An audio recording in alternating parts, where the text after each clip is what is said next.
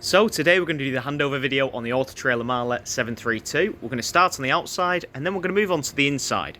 So firstly, coming over to the passenger side, you'll notice that you've got your fill up points, which is just underneath this cap here. So this is where you can fill up with your diesel. You just need your ignition key just to unlock that cap, and then you can fill it up. Opening up the passenger door, you'll see that you've got your tyre pressures, which are just located on the door sill. And then you've also got your bonnet release catch located on this side, which I'll pull for you now to release the bonnet. Whilst we're here as well, this vehicle is fitted with Remis cab blinds. As you can see, to remove these, all you've got to do is pinch the clip and slide the blind out. These have got a magnetic strip on the side, which can then connect up just like so. And you've got them on your two front windows as well as your big window at the front, and again they work the exact same. There's a magnetic strip there which will allow them to connect magnetically.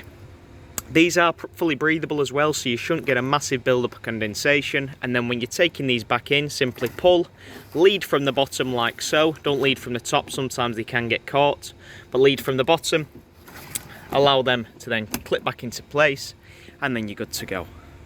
Underneath the bonnet, the main things that you need to know is if you're ever going to jump start the vehicle. If that is the case, you've got your negative terminal, which is just located here as indicated by the sticker above, and your positive terminal is just located here underneath the black cap. It's a little bit difficult to see on the video, but there's a plus sign on that cap. Just flick the cap up and your positive terminal can go onto there. To point out a couple more things as well, you can see you've got your engine oil, which is just here, along with your dipstick, which is just that red lever here. You've then got your brake disc fluid, your engine coolant, your power steering fluid, and then finally in the corner here you've got your washer fluid for the front windscreen. Moving around to the side of the vehicle, you'll notice that we're hooked up to 230 volt electric. You can gain access to this just by sliding up this plastic cap, and then the 230 volt plug-in point can just go into there. That will then allow you to use any 230 volt appliance on the vehicle. That goes for microwaves and obviously your 3-pin sockets. Directly underneath here brings us onto your first drain down point into the motorhome. You notice this grey tank here, or this grey pipe. This is connected to your wastewater tank, and you can empty that just by twisting this like so. Turn that and that will then drain down the wastewater tank. What I'd recommend, and this goes for all your drain down points, when you're on site there'll be a big grid that you can drive over. Just drive over that, line yourself up, obviously turn all your valves, and that will then dump all the water down the grid. And then when you're travelling, leave all them tanks open, because as you're travelling home the vibrations of the road will just allow all that residual water to make its way out of the tank. Like I say, do that for all of your tanks. Personally, I'd get into the habit of draining down the vehicle every time when you're not using it. You especially need to do this obviously in winter. In the warmer months it's not as necessary, but I personally recommend getting into the habit of doing that, so when it does come the colder months, you're in the habit of just draining everything down, because obviously you don't really want water in the tanks for a long period. One, because it could freeze, but also if it's stagnant, it will begin to smell if it's left in there for a long period. Moving on, you've then got your fridge vents, which are just located here. This is where the fridge pulls all of its air from and obviously cools the fridge. Now if it is a really hot day, what you may want to do is just keep this area out of the sun. So if the sun is beating down on this side of the van, turn the van around, just try and keep this area under shade. That will obviously allow the fridge to work a little bit more efficiently. You can also get fridge vents for these, which just clip into these little grooves here, and that's again for when you're storing the motorhome. Next up, you've then got your LPG gas locker, as indicated by the sticker. And in here, you've got space for 2 gas bottles, as you can see, which you can strap down using these canvas straps. And then just above there, you've got your gas regulator with your thread ready to take your pigtail. Your pigtail will connect onto your gas regulator, which is here, and then the pigtail will then screw into the bottle.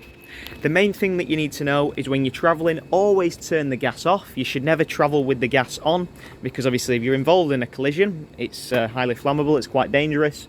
So only travel with the gas turned off, When you're travelling, turn it off, but only have the gas turned on when you're using the motorhome and you're stationary. You do that, as I mentioned, just by turning it on and off directly at the bottle.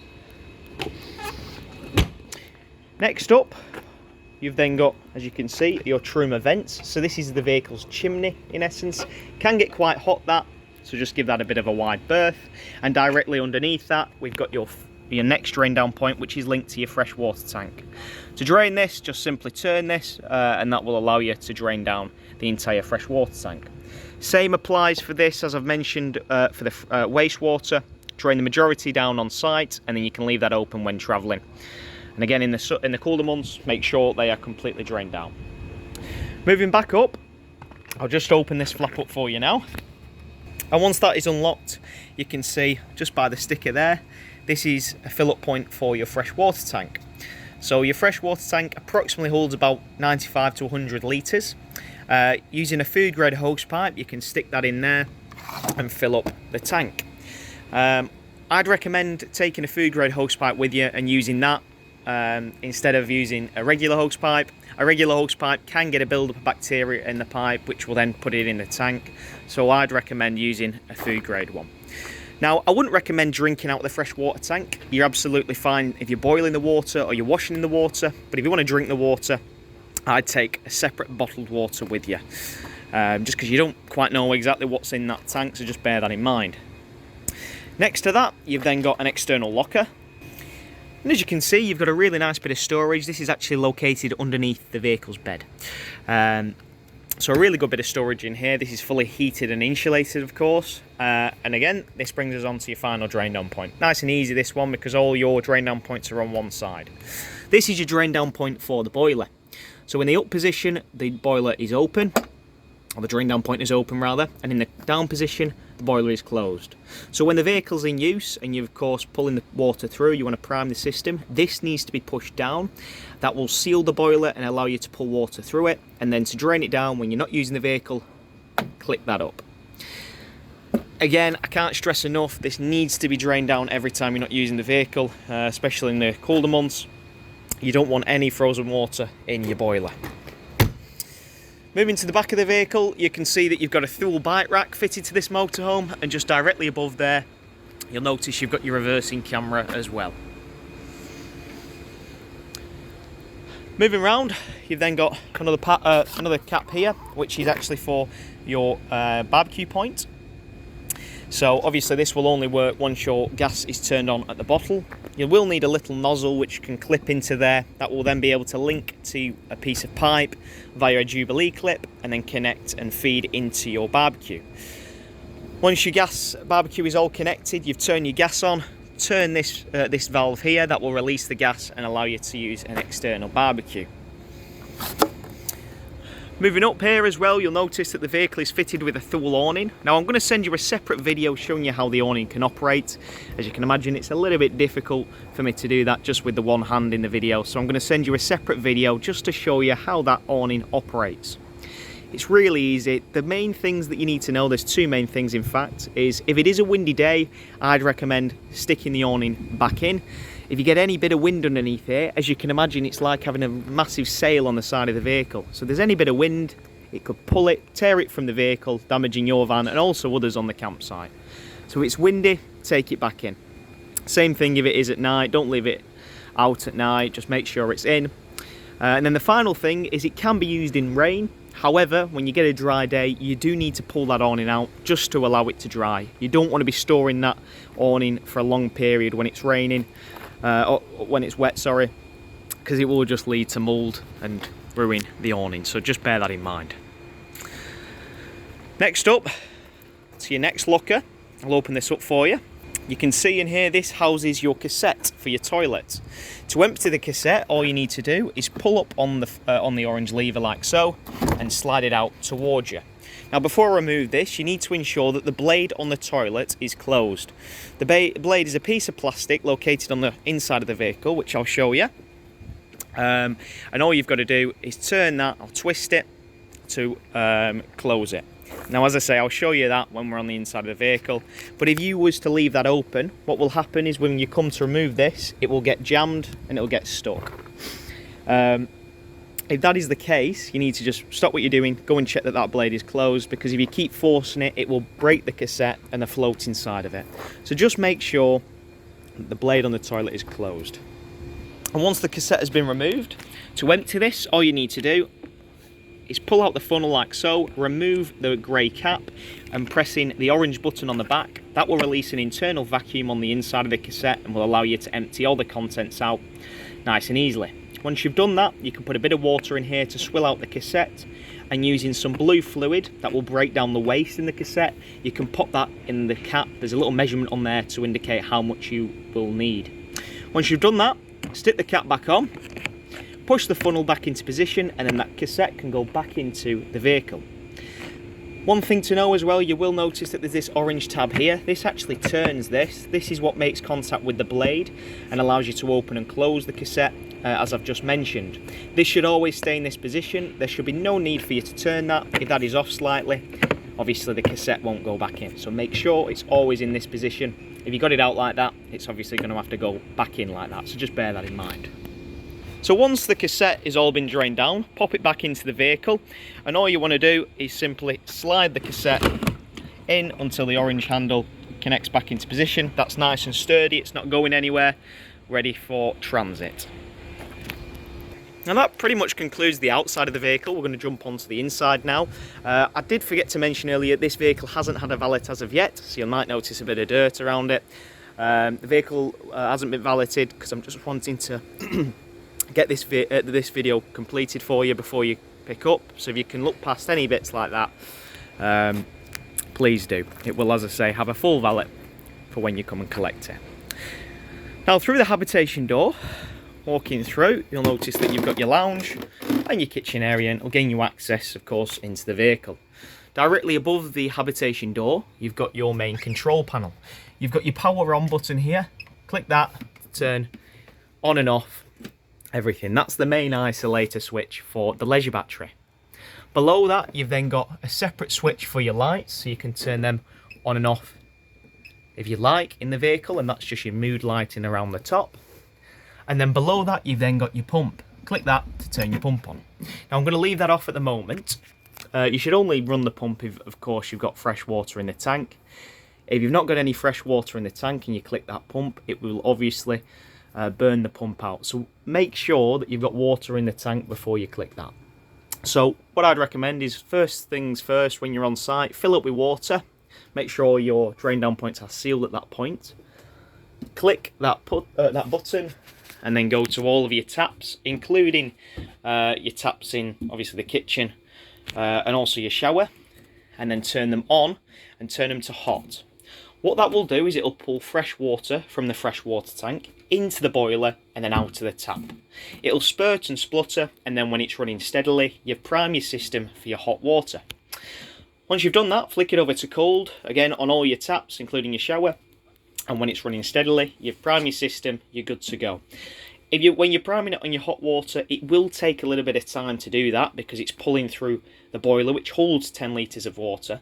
So it's going to take a little bit longer to do it on the hot. But if that's the first thing you do, that will ensure that that boiler is nice and ready to be used. It's primed, and then you can turn your heating on to give that boiler a chance to heat up. We'll move on to the heating shortly. Also with your pump, once that's all primed, you can actually leave that on, because on each of your taps you've got something called the micro switch, which will activate and deactivate the pump whenever you need it.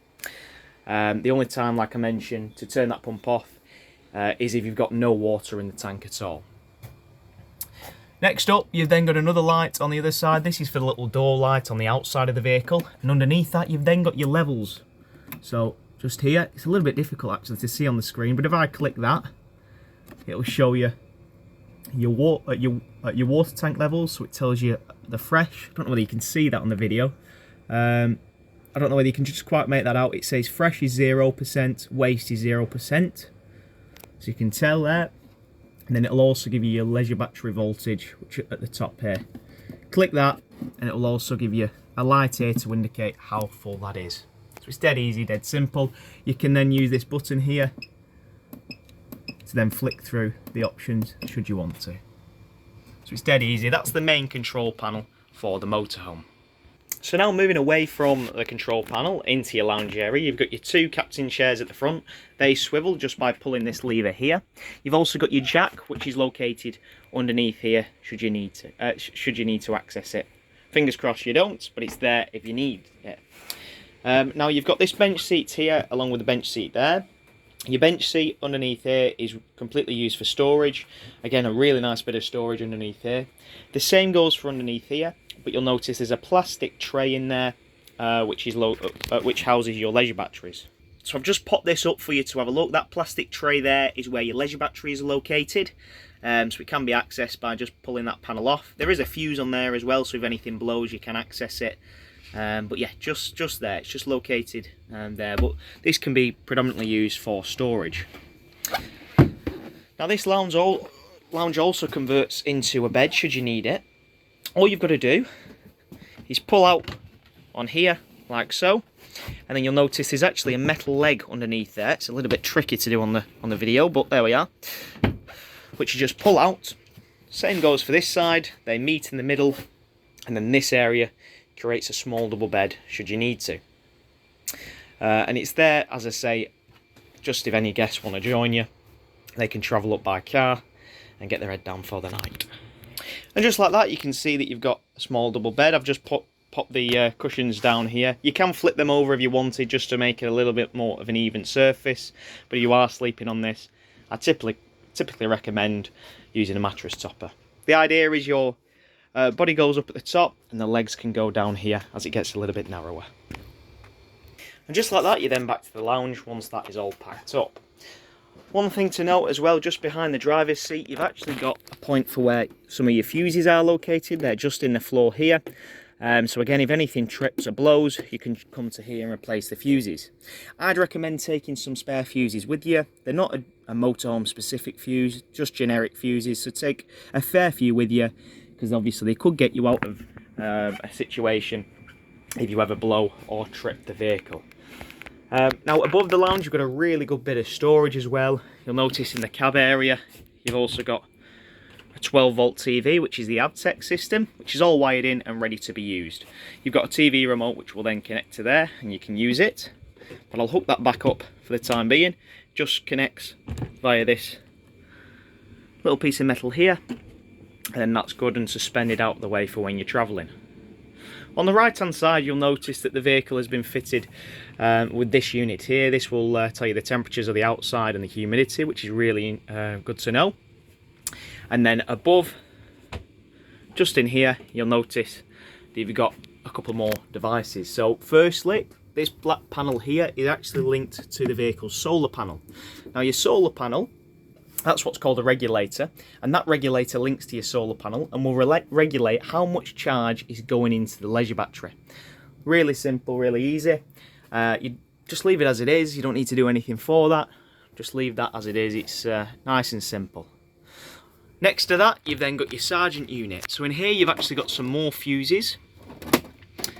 And you've also got next to it your trip box. If the vehicle ever trips, just come to this point and you can rectify the issue. Now, as a little bit of a tip, if you're not getting any 230-volt supply to the vehicle, yet you're on campsite and you're plugged in, you can actually come up to this panel and click the test button there, that little yellow button. There's a T in that which stands for test.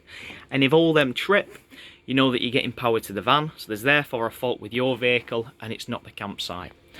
If they don't trip, you're not getting any 230 volt to the vehicle, so it's clearly a fault on the campsite. So perhaps the post that you're plugged into is tripped or your hookup cable is faulty. So it's quite useful actually. You'll notice up at the top here as well, you can shut this entire system down, which overrides the main panel up at there. I personally wouldn't. It's really if you're not using the vehicle for months and months and months on end, but I'd leave it as it is. You'll notice that you've got a heater here. That's for a tank heater, which is located in the wastewater tank, so you can click that on to keep your tank nice and warm when it's cooled. But if it is really cold, I'd personally just leave that tank open and stick a bucket underneath personally. But you can put a heater on, and then you've got the charger here. Always keep that on green because you want, of course, the leisure battery to be charging. So next up, we're moving around into the kitchen area. We've spoken about obviously priming your system. In here you've got a microwave, which like I mentioned on the outside will only work when you're plugged into 230 volt mains. You've then got your oven and grill, which is below, as well as your hob. It's nice that you've got 3 gas burners, but also 1 electric, so when you're on your campsite you can make use of that electric. You've got a really good bit of storage throughout here as well, and you'll notice that you've got a Dometic fridge. Now this fridge is a 3-way fridge, so there's 3 ways to power it in essence. So to power it on, hold this button, turn it on, and then select the fuel that you want. Now currently, as we're running off 230 volt electric, I've selected the 3-pin socket icon, or the 2-pin socket icon, which will mean that the fridge can run off the 230 volt electric. When you're wild camping, you can of course select the gas flame there, which will allow you to run it off your gas. And then when you're travelling, you can run it off the 12 volt leisure battery. Now a lot of people think that they can run this fridge off their 12 volt leisure battery when they're wild camping, i.e. not hooked up. However, that's not the case, it won't work. The reason for that is if you was to run this fridge off the 12 volt leisure battery, it would just sap all the energy and power out the leisure battery and you'd be left with nothing.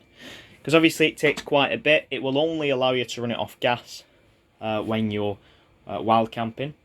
The only time you can run it off your 12 volt, as I mentioned, is when the ignition is on and you're travelling in the vehicle. The reason for that is this vehicle has got a built-in alternator, which when the engine battery is running, will send charge via the alternator into the leisure battery, which will then keep your fridge nice and cool for when you're travelling.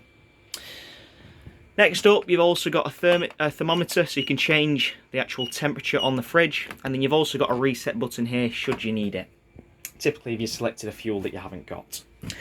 Opening up the fridge, you can see that you've got your freezer up at the top in that plastic compartment and the fridge is just below. But I'll turn that off as there's nothing in the fridge at the moment. Just hold that button and it will turn and power the fridge off. Before we move away from the kitchen area, and all your windows, you've got blackout blinds fitted as well as fly screens. Just operate them by pulling them down. And your windows can all be opened using these black latches. Push that out and then turn and twist the black knobs either side just to fix the window into position. When travelling, you need to ensure that these are completely sealed, so make sure that they are on that catch here that will seal the window, stop any wind from getting in. You can of course have these on venting should you want to during the daytime, but when travelling, please ensure these are completely sealed. You don't want any wind getting through. The same goes for your skylights throughout the vehicle, so I'm just going to use this one as an example. It's the exact same system, so you can unhook that and push it up to allow a bit of airflow through. But when travelling, please ensure that they are sealed and they're closed. Next up, moving backwards, you can see that we've got your toilets to the right of us. Again, we've spoken about priming your system for your shower and your tap. But the main thing I need to discuss is obviously the toilet. So I mentioned outside that you've got something called a blade on the toilet, which will open and close the cassette. This piece of plastic is the blade that I keep making reference to. So to open this, slide it towards you, that will open the cassette. So when the cassette is in use, open it so all the waste can drop into the cassette. Once you've done that, click the blue button, which is just located up there, and that will flush the tank. Once you've done that, push the blade back and that will seal the tank. You close the blade for 2 reasons. The main reason being, as I've already explained, it will stop you from getting in the habit of trying to pull that out when it's open, so you won't break the mechanism. But 2, it will also stop any odours from escaping from the cassette. Now coming back up to here, your flush, as I mentioned, is just done on that blue button. You will need your pump on for that to activate. And when the cassette is full, as you can see at the moment, it will indicate a red light. Now don't worry, the cassette isn't full. There's just some water in there. We're just sterilising the cassette for you with a purifying tablet. But that's the only reason that it's reading full at the moment. Okay, so we're moving back into the bedroom area now. You can see that to divide the bedroom area, you've actually got this here that pulls across. That just connects via a magnetic strip down there and will allow you to seal the bedroom off from the front should you have any guests or you don't want anyone looking into your bedroom area, which is quite a nice feature. Underneath that, you've also got a little bit of storage, as you can see, and also some storage above. In here, you can see that you've got your table, which is a freestanding table, which is quite nice because you can use it outside when you've got the awning out. And you'll notice in here, you've got your max view aerial. Obviously this needs to be on for the TV to operate. You've got a little switch here which will turn it on and off. I personally just leave that on for the time being. It will turn off automatically when your control panel is turned off. And that is another point, make sure that that's on for that to operate. And you can see the blue light indicates that it's on and it's working. You've got a dial here to change the signal as well, but just leave it as it is, it should be all good. Next up, you've got a motorhome Wi-Fi system fitted to this motorhome, which are really handy. It'll give you a password that you can connect your device to. On the day, if you bring your SIM card with you, we can pop that in and then we can set that up for you. Really easy, we'll go through it on the day for you. You can also, if you're wanting, connect your TV to it. And if you bring a USB or Amazon Fire Stick, stick that into the side of the telly, and that will allow you to stream Amazon Prime or Netflix or anything that you've got. So it's dead easy. And now you can see that we're in your bedroom area. You've got another bit of storage up above here, along with a skylight. This bed actually does pull out. You can pull it out just by pulling this lever here out towards you, but during the day, as I've got it now, I've pushed it back so it allows you access around the bed. You've also got your carpets back here as well. And yeah, that pretty much concludes everything in the back. You have got a point for a TV. If you ever wanted one fitting in the bedroom area, you need a bracket on here, and it can be powered up through there should you need it. And that concludes the handover video on this Autotrail Imala 732. I hope you enjoyed.